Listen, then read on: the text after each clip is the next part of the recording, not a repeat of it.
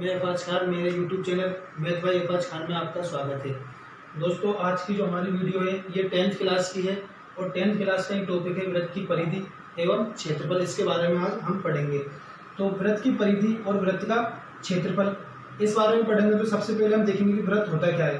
तो वृत्त की अगर हम आकृति बनाए तो इस तरीके से हम वृत्त को बनाते हैं और ये वृत्त का क्या कहलाता है? केंद्र कहलाता है। तो वृत्त की परिभाषा होती है कि वृत्त एक ऐसे बिंदु का बिंदु पथ होता है जिसके केंद्र से वृत्त के प्रत्येक भाग की जो प्रत्येक बिंदु की दूरी क्या होती है?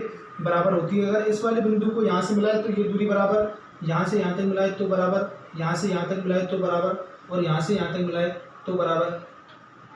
तो ये वृत्त की एक परिभाषा होती है कि वृत्त एक ऐसे बिंदु का बिंदु पथ होता है जिसके केंद्र से वृत्त के प्रत्येक बिंदु की दूरी क्या होती है? बराबर होती है। इसके बाद में हमको वृत्त का क्षेत्रफल और वृत्त की परिधि के बारे में पढ़ना है।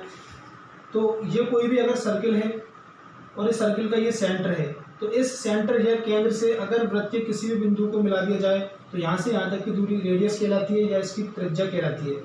या इसको बोलते हैं त्रिज्या। और ये यहाँ से लेके यहाँ तक भी त्रिज्या, तो कंप्लीट ये क्या कहलाती है? व्यास कहलाता है। ये व्यास को डी से डिनोट करते हैं डायमीटर, डायोमीटर। अब देखते हैं नंबर एक बात, वृत्त का क्षेत्रफल।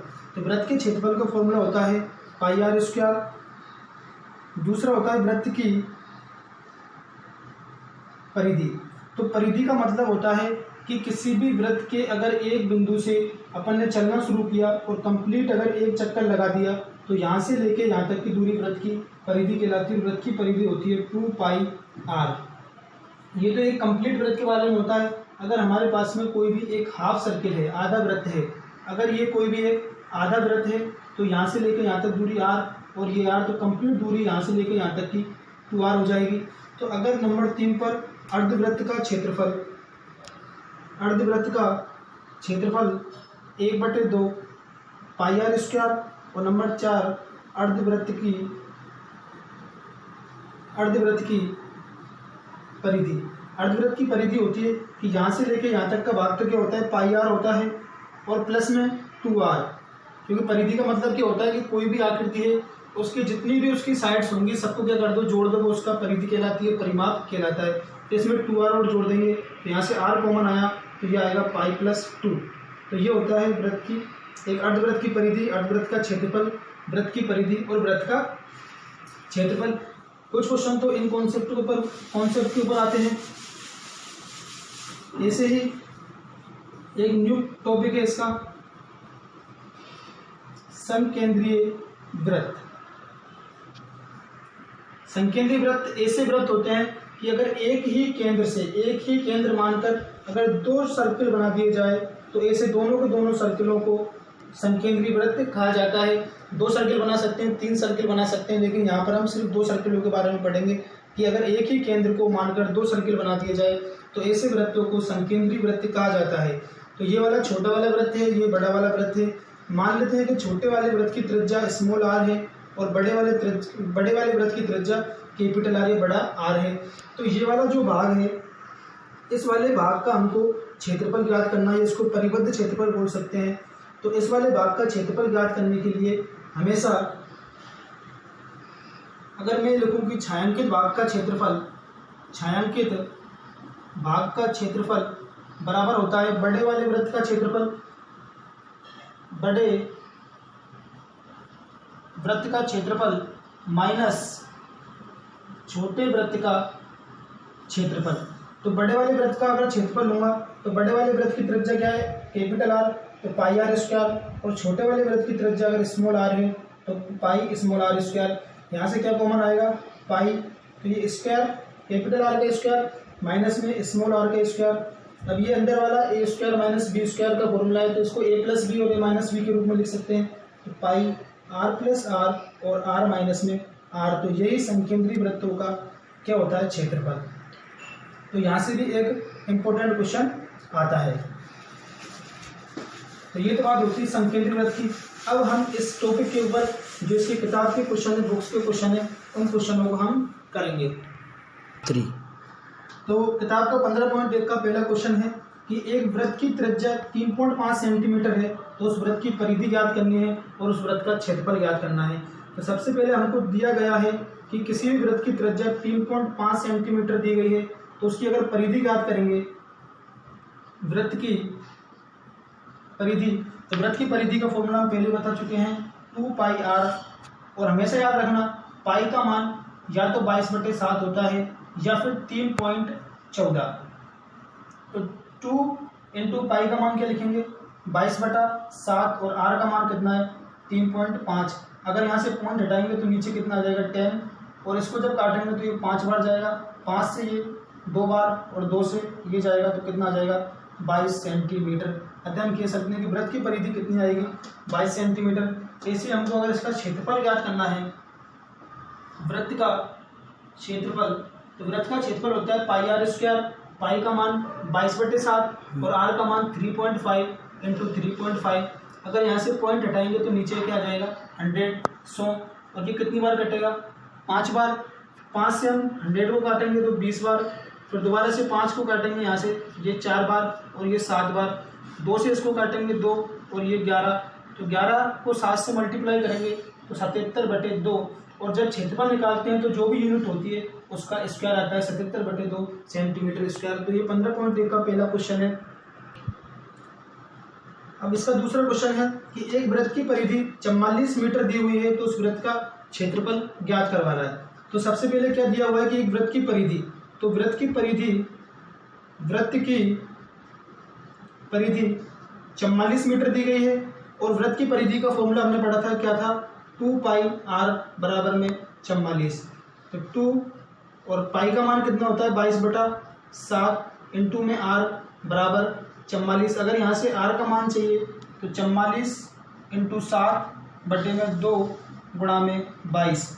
22 से अगर 44 को काटेंगे तो 2 बार जाएगा और 2 से ये 2 चला जाएगा, तो r बराबर में कितना आ जाएगा 7 मीटर। यानी कि हमारे पास में अब क्या आ गई है त्रिज्या, और जब त्रिज्या आ गई तो वृत्त का क्षेत्रफल निकालना आसान होता है। अब यहाँ से हमसे वृत्त का क्षेत्रफल पूछा है, तो वृत्त का क्षेत्रफल कब निकलेगा जब हमारे पास में त्रिज्या होगी। तो त्रिज्या हमने यहाँ से निकाली 22/7, और त्रिज्या कितनी है 7 × 7, 7 से 7 गया तो ये आएगा आपका 154 मीटर स्क्वायर। तो ये आपका दूसरा क्वेश्चन है कि एक वृत्त की परिधि दी हुई है और वृत्त का क्षेत्रफल पूछे तो उस क्वेश्चन को किस तरीके से करना। तो दोस्तों ये 15.1 जो हमारी प्रश्नावली उसका चौथा क्वेश्चन है। तीसरा क्वेश्चन आपको करना है, ये तीसरा क्वेश्चन है, इंपॉर्टेंट क्वेश्चन है, इसको आपको समझना है। सबसे पहले देखो क्या कह रहा है 100 चक्कर में कितने, एक स्कूटर का पहिया कितने मीटर दूरी तय करता है 88 मीटर की दूरी। तो पहिए की क्या ज्ञात करनी है त्रिज्या। तो कुल चक्कर कितने हैं, कुल चक्कर कितने 100, कुल चक्कर बराबर 100। और जब एक पहिए का मतलब क्या होता है एक सर्किल होता है, यानी कि ये जो स्कूटर का पहिया है वो 100 चक्कर लगाता है, और जब 100 चक्कर लगाता है तो टोटल दूरी तय करता है वो। तो कुल चक्कर कितने 100 और दूरी कितनी 88 मीटर, यानी कि एक स्कूटर का पहिया जब 100 चक्कर लगाता है तो टोटल दूरी 88 मीटर की तय करता है। तो जब स्कूटर का पहिया जब चक्कर लगाता है तो इस वृत्त की परिधि पर लगाता है। तो सबसे पहले हमको निकालेंगे परिधि, या एक चक्कर लगाने की दूरी बराबर टोटल दूरी कितनी है 88 और कुल चक्कर कितने हैं 100। तो परिधि कितनी होती है यहाँ से 2πr बराबर में 88/100, और हमको क्या पूछा है उसने यहाँ से त्रिज्या का मान पूछा है। तो सबसे पहले आप मान रखते हुए चलेंगे, तो 2 पाई का मान 22/7, r का मान r और 88/100। अगर r का मान चाहिए यहाँ से तो 7 × 88/2 × 22 गुणा में 100। अब 22 से 88 जाएगा 4 बार और 2 से ये 2 बार जाएगा और 100 50 बार कटेगा। तो यहाँ से r का मान आ जाएगा हमारे पास में 7/50 और मीटर में है तो मीटर। तो त्रिज्या आ जाएगी r बराबर 7/50 × 7/50 मीटर। अगर इस मीटर को सेंटीमीटर में चेंज करना है तो किससे मल्टीप्लाई कर देंगे 100 से, तो ये 2 बार कटेगा, तो r बराबर में आ जाएगा 14 सेंटीमीटर। ये एक इंपॉर्टेंट क्वेश्चन है। 100 चक्कर में अगर स्कूटर का पहिया इतने मीटर की दूरी तय करता है तो इस पहिए की रेडियस क्या होगी। तो पहिए की रेडियस, ये वाला रेडियस हमसे यहाँ से यहाँ तक पूछा है। तो कुल चक्कर जब वो 100 लगाता है और दूरी 88 मीटर की तय करता है, तो जब वृत्त की परिधि निकालते हैं तो दूरी बटे में क्या होता है चक्कर, कुल चक्करों की संख्या, और फिर परिधि के नीचे हमने 2π लगाया, इस तरीके से कैलकुलेशन करते गए। तो तो आर का मान क्या आया 14 सेंटीमीटर। आज की इस वीडियो में हम आगे के क्वेश्चन करेंगे और छठे नंबर का क्वेश्चन है आपका 15.1 का वही कि एक वृत्त की परिधि और एक वर्ग का परिमाप बराबर है और वर्ग का क्षेत्रफल 484 मीटर स्क्वायर दिया हुआ है, तो हमसे वृत्त का क्षेत्रफल पूछा गया। ये भी एक इम्पोर्टेंट क्वेश्चन है। तो सबसे पहले हम देखेंगे कि एक वर्ग का परिमाप को एक वृत्त की परिधि के परिमाप के बराबर या वृत्त की परिधि के बराबर दिया हुआ है और वर्ग का क्षेत्रफल हमको 484 मीटर स्क्वायर। सबसे पहले देखेंगे कि एक वर्ग जो होता है, वर्ग एक समतल में चार भुजाओं से घिरी हुई एक ऐसी आकृति होती है जिसकी चारों भुजाएं क्या होती है, बराबर होती है। अगर ये वाली साइड इसकी ए है तो ये भी ए होगी, ये भी ए होगी और ये भी ए होगी। अगर इस वर्ग का हमको परिमाप निकालना है तो इस वर्ग का परिमाप का मतलब ये होता है कि कोई भी आकृति है उसकी सभी आकृतियों को जोड़ दिया जाए, तो ए प्लस ए प्लस ए प्लस ए, तो ये 4a, तो वर्ग का परिमाप होता है 4a। और वर्ग का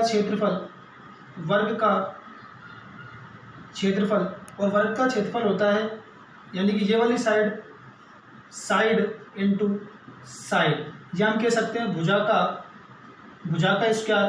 भुजा कितनी है a, तो ये होता है किसी भी वर्ग का क्षेत्रफल का फॉर्मूला। वर्ग का परिमाप 4a और वर्ग का क्षेत्रफल a स्क्वायर।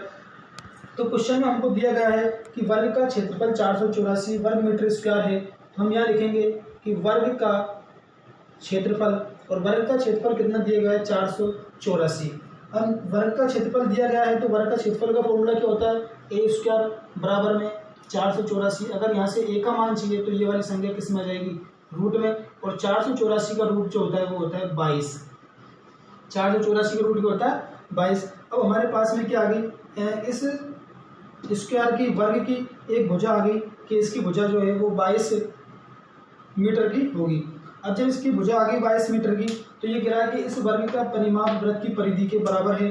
तो अगर इसी वर्ग का मुझे परिमाप निकालना हो तो परिमाप का फॉर्मूला होता है 4 इंटू में ए, यानी 4 गुणा में भुजा, तो 4 और भुजा का मान कितना है 22, तो ये आ जाएगा 88 मीटर। यानी कि इस वर्ग का परिमाप कितना आ गया 88 मीटर आ गया। अब वो कह रहा है कि इस वृत्त की परिधि वर्ग के परिमाप के बराबर है। माना कि हमारे पास में कोई भी एक सर्किल है, वृत्त है, और इस वृत्त की अगर त्रिज्या r है तो इस वृत्त की परिधि क्या होगी, इस वृत्त की परिधि होगी 2πr। और क्वेश्चन में कह रहा है कि एक वृत्त की परिधि वर्ग के परिमाप के बराबर है। तो वृत्त की परिधि बराबर वर्ग का परिमाप, ये हमको क्वेश्चन में दिया गया है।